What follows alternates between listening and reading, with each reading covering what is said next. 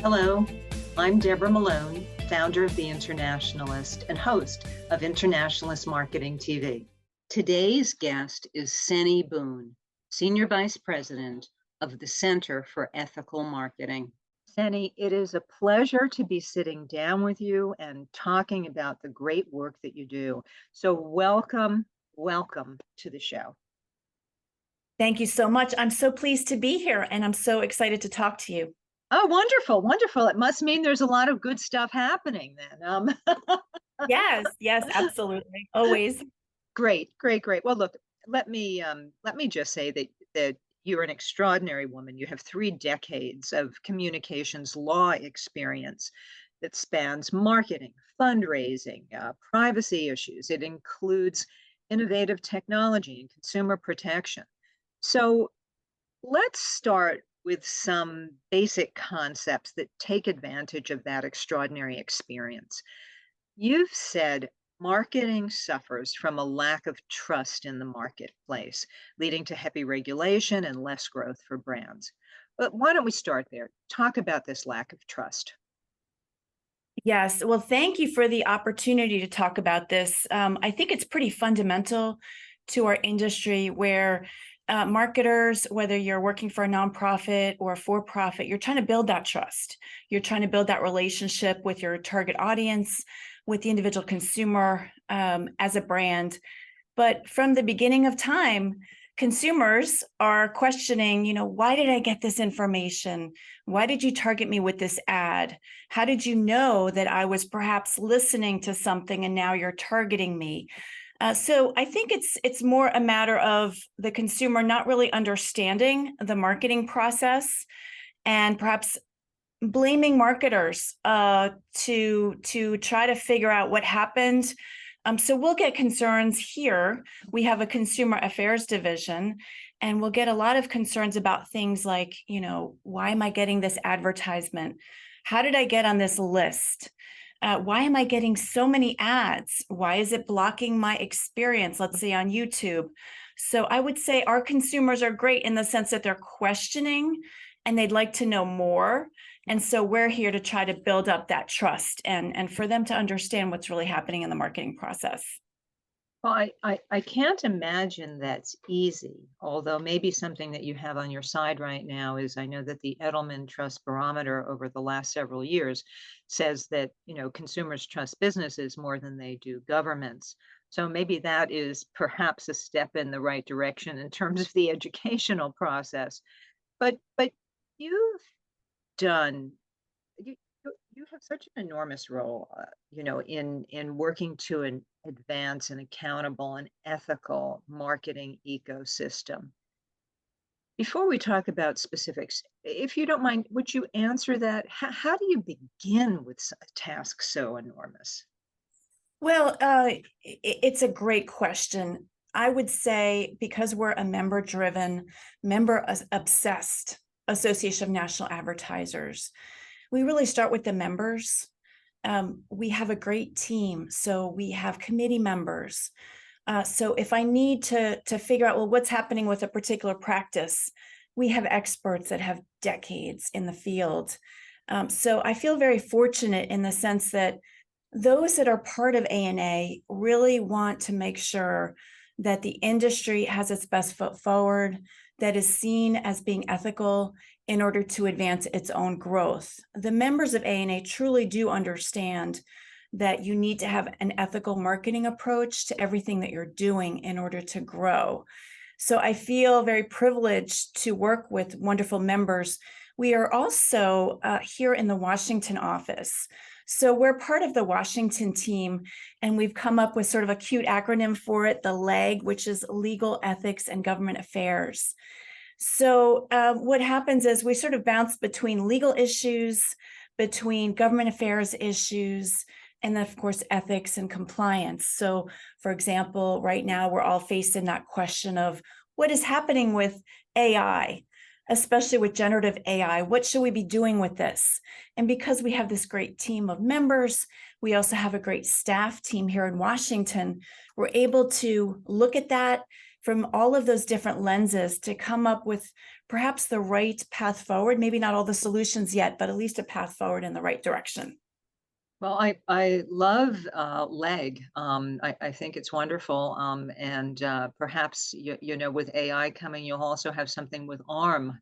You never, Oh, yes. you know, AI regulatory guides. Or you know, I am. Hold on. You know, at some point, yeah, Yeah, regulatory management. You know, AI regulatory management. But we'll see. But definitely.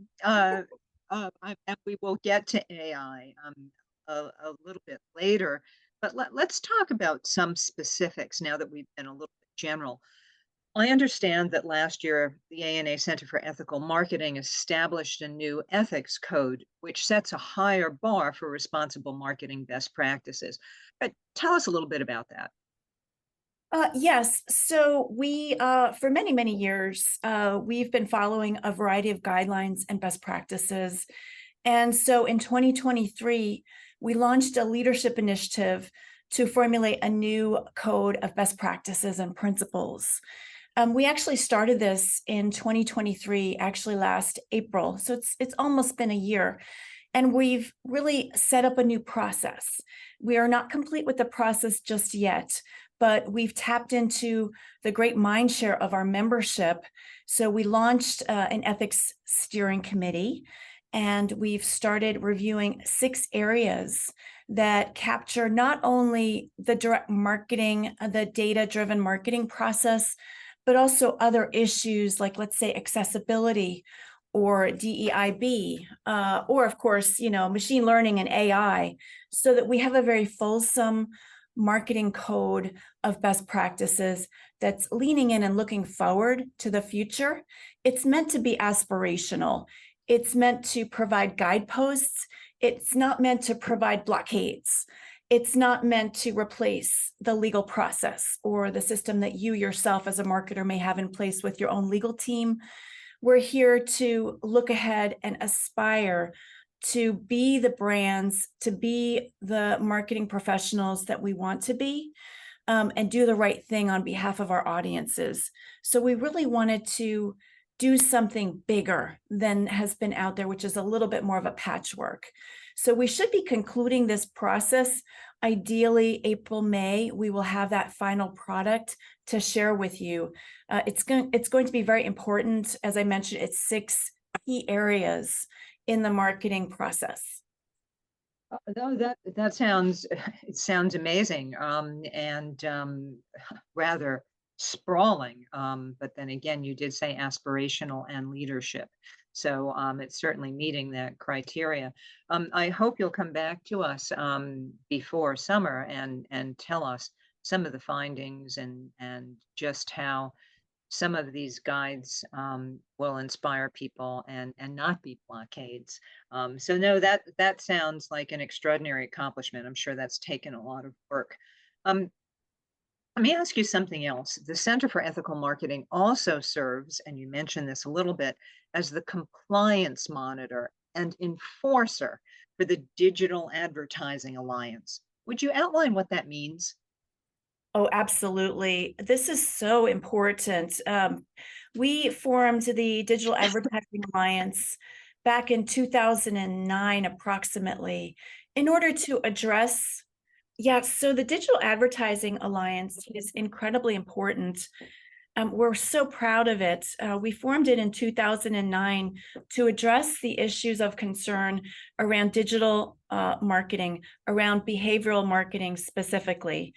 So back in those days, believe it or not, and you go back to 2009, the marketing we thought was very sophisticated at the time. But if you purchase some shoes, you would find, gosh, if I go to a website, suddenly I'm seeing the same shoe ad. What's going on here? Consumers were quite alarmed by this. The Federal Trade Commission was taking a look at this, and we wanted to make sure that we put our best foot forward to self-regulate. So we put together the Digital Advertising Alliance Coalition. It has a whole series of principles for digital ads. So ANA serves as one of the enforcement mechanisms for the DAA, as we call it, in addition to the BBB. And so what we do is we will review consumer complaints, consumer inquiries that come in about their digital advertising. We will take a look to see if it's behavioral targeting issue specific. We will work within a committee process. We have a wonderful committee that's comprised of marketing and advertising seasoned professionals in the field to review what exactly happened. We measure that up against the principles of the DAA. And then we work with that particular company or brand to get a response. Usually it's something as simple as a footer notice wasn't effective. Perhaps when you land on the privacy policy, there's no real contact, things like this, very operational. And if that doesn't, if that's not resolved, we will then escalate it. And if we don't get a company response, we then could potentially refer it, let's say, to a state attorney general or potentially to the Federal Trade Commission. So our goal here is to have self-regulation where we actually go through that step-by-step process and then make sure that it gets resolved for the consumer's benefit, or it gets referred to the appropriate regulatory body so that we're showing and demonstrating accountability, especially for the digital marketing process, which needs to continue to grow and advance. There have been so many amazing developments, and we're very proud of this because since that time, you can just see and appreciate the renaissance that's occurred across the digital marketing platforms and methods, I think in large part because of the DAA's work. Well, that's quite extraordinary. You also mentioned BBB, the Better Business Bureau, correct? And I'm intrigued how we often think of ANA programs as being quite marketing specific, but it seems that there is real outreach to the business community in general to make sure that these practices work. And I realize we don't, live in marketing is certainly not isolated, but do you want to talk a little bit about that? That's pretty interesting. Yes. So the Better Business Bureau, the BBB, has been an effective enforcement mechanism for the DAA from its perspective as an independent enforcement mechanism. We've been working since we were part of the Direct Marketing Association, which then got folded into the ANA through our approach, which we work through that association membership approach. So it's a little bit different than the BBB, but we often will communicate. Let's say that perhaps there's an issue and we just want to see, well, how have you resolved this? And then sometimes in other matters, not necessarily with the DAA, but maybe some business practice. We've actually had some local BBBs come to us and send us perhaps a concern or a complaint. So there's a lot of interaction with the BBB and the business community, especially at the local level, where they might have a marketing concern and they themselves may not be able to specifically address it, but perhaps we could, because we wear that marketing hat and we can actually go to that marketing part of the business to really try to resolve that issue. No, I think it's wonderful to have those kind of alliances that can only, bring about, broader benefits. You also said something about self-regulation. And I believe you also have a service that you might have to just fill me in on. I'm not as familiar with it as perhaps I could be, but it's the DMA choice, and that over six, is it as extraordinary as over 6 million consumers have signed up to reduce unwanted marketing offers over the last 10 years? I'm curious about that and how that helps the industry. Because initially you might think that marketers see that as a bit of a challenge. It's so true. Yes. So we call it DMA choice. We've taken a look at maybe making a name change in the future, but right now we're calling it DMA choice. It's the largest opt-out service for unwanted marketing offers that come through the mail, the legacy media, marketing mail, email, phone calls. So we work to fulfill consumers' requests to be opted out, not of all marketing offers, but prospect mail. So let's say, for example, you realize that you don't want this type of mailing. You can contact DMA Choice as a consumer and opt out. And then we plug that back into our self-regulatory regime, where if the company doesn't comply, we will then escalate that process. This really helps the direct marketing field in particular, because years ago, we actually were able to stave off state regulation and federal regulation, where the regulators really wanted to put into place things like do not mail. And we all know, as marketers and brands and advertisers, just as even as consumers, we need a very healthy and strong postal service. So we want to make sure that we're accountable. So we have been building this opt-out list for many, many years. It includes individuals who might be caretakers for the elderly that can no longer receive marketing mail. It may be someone who has a deceased loved one and doesn't want to receive that mailing anymore, or someone who might be concerned about getting paper-based offerings and they'd prefer maybe to get digital offerings because they're concerned about the environment. So we have the 6 million names, but if you actually run that up against your particular prospect file, it's probably a good thing to do. It's going to save money because you're not mailing to deceased files. It's going to honor the consumer choices that these individuals have asked for. And we believe that it will prevent future regulation, where we can tell the regulator, look, we already have a process for this, and we actually are going out to the right audiences. And if you don't want to receive future mail, you can simply let us know, and you can add your name to this file that responsible brands and responsible third parties that are working on behalf of those brands, that they're using that preference file. It's very, very important, because if we can show that we're doing the right thing in this area, it also builds, as I mentioned that earlier, problem that we face with consumer trust, and making sure we have that bridge to the consumer for their lifetime interaction with our brands. You raise a good point, and it's actually not one that I had thought of before. Look, there's so much to think about in this whole field of marketing, but that it's interesting you bring up that bridge between consumer trust and self-regulation.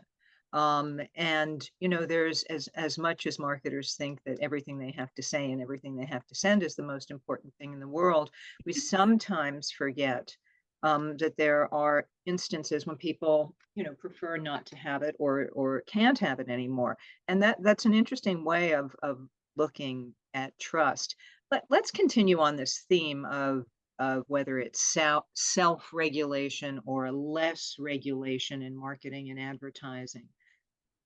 You've talked about AI a little bit. What are some of the current areas that have attracted your attention regarding targets for regulation? And again, go ahead if you want to start with AI, but I have a feeling there's more than just that. Yes, well, working with our Washington team here, led by Chris Oswald here in the Washington office, we actually are facing several issues right now. And I would say very specifically in the ethics realm, that would include social media influencers and their impact on children. Big issue, big topic right now. Another one is regarding health information and health advertising. Beyond just HIPAA, beyond the current regulatory regime. So for example, we not only have a federal regime to look at, but we also have to look at the states. So Washington State just put into effect a new privacy law around health data, and that's going beyond just HIPAA. So I would encourage marketers and brands that are marketing not just HIPAA-related products or pharmaceuticals, but let's say over the counter, to take a look at what's going on with health data, health privacy, health advertising, because the regulators are looking at that and are looking at how do we increase pressure on marketers, and perhaps put up some new blockades that marketers haven't thought about. In the social media and influencer space, you may have seen some of the Capitol Hill hearings really around issues dealing with teenagers. How do you take a look at, let's say, the problem, myself being a teenage girl once, I remember this, all the challenges that you might have when you're growing up. And perhaps there's a lot of influence that you're looking to find, and there's a lot of pressure to belong.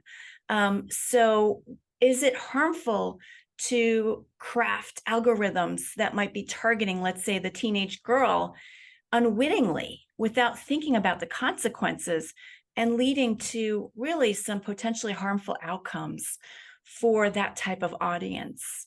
We certainly don't want to be in a situation where we're claiming that everything should just stop. You know, teenagers are active users, active audiences, but we have to do this in a responsible manner. So that's another massive area of potential regulation and concern, both on Capitol Hill and at the state level. And then, of course, AI. We, of course, see that as a massive opportunity, such a great capability for marketers and brands. But here again, regulators are taking a look at this and saying, hold on, how do we make sure that this is handled responsibly? We're also saying, take a look at existing laws and regulations. AI is part of that.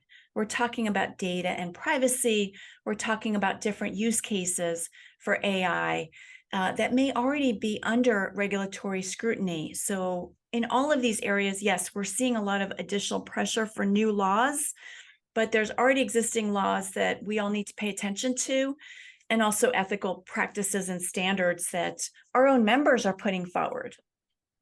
No, that's quite a daunting list, and I also think that, on some of the topics, some brands have been stepping up and are offering some great examples. I mean, I think that we've all been brought to tears by some of the Dove campaigns and so on, particularly, with teenage girls and so on. So, no, and I'm assuming that this never goes away. I mean, and I mean that there's always new regulatory issues, just as technology continues to advance and accelerate and everything else. There's always new things to be concerned about. So I guess that means that your job is never done. In many ways, yes. It's sometimes it feels like you're like a salmon swimming upstream, but you're together. There's many others that are trying to do the right thing. We're really trying to be aspirational. And I can tell you in my experience, decades long now, that there are so many amazing brands trying to do the right thing and actually putting forward great examples. So, for example, in the AI space, we have an entire new effort at the ANA with use case examples of how is AI being actually used in the field right now, where you can take a look at that and find some great examples, or the use cases like you're mentioning with Dove and other great brands. But then we've got, the handful, the bad actors, the scammers, and it sort of taints it for everyone. So that's why it's so important. The work is never done to make sure that we're all engaging in this process to continue to improve marketing, not just from a results perspective, but from that ethical perspective. And what is our impact on society? No, very well said. Very well said. So let me ask the next question, which is, how do individuals or organizations get involved to be better ethics advocates? Yes, absolutely. Thank you for that opportunity. I think it really is an opportunity to think about in your day to day, how are you trying to bring in that ethical mindset? So we do, as a trade association, we have training, we have committees, we have our guidelines and best practices. So I would urge individuals that are interested to let us know. We can put you on committees if you actually want to elevate the practice. If you want to be part of industry solutions, join us. We can find a way for you to engage as little as once a month, or if you'd like to be much more in a leadership role. We have, for example, our ethics code steering committee. We'll be doing that as an organic process. Once we have our code completed, we want to make sure that we're looking at that every year. So there's always that examination of what is the right thing to do, with all of the responsibility that we actually hold in our hands as marketers and brands. You may not think so, whatever level you're at in the marketing sphere, if you're just starting out in your career or if you're a very seasoned marketer, we always have to think about that ethical side, doing the right thing, because we're targeting people maybe in the most vulnerable place. They're looking for something. They'd like to donate. They'd like to help out. They'd like to purchase a product or service. So we want to make sure we're honoring that. So we've got a whole toolkit that whether it's at an individual level or at a company level, where you can participate to elevate our industry and help us grow in responsible thinking and responsible marketing. Yeah, that's wonderful because it's so collaborative, and yet you offer guidance and goodness knows, case studies always help. Examples and stories. I mean, after all, that's what marketers, are hardwired for. And I think they really show things that matter. Well, you've mentioned that you've got some interesting findings coming out in April and May of this year.